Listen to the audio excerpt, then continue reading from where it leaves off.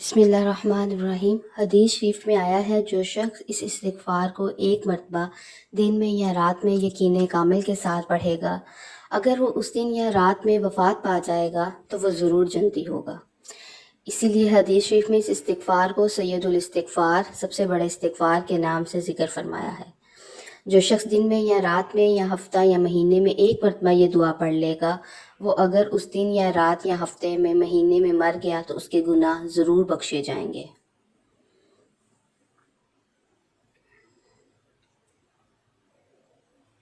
وہ دعا یہ ہے: اللہم انت ربی لا الہ الا انت خلقتنی وانا عبدک وانا علی عہدک ووعدک ما استطعت اعوذ بک من شر ما صنعت ابوء لک بنعمتک علی وابوء بذنبی فاغفر لی فانہ لا یغفر الذنوب الا انت۔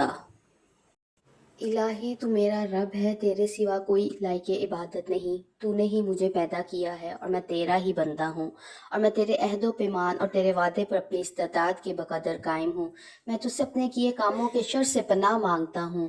تیرے جو نعمتیں مجھ پر ہیں ان کا میں تیرے سامنے اعتراف کرتا ہوں اور اپنے گناہوں کا بھی اقرار کرتا ہوں، بس تو میرے گناہ بخش دے، اس لیے کہ تیرے سوا کوئی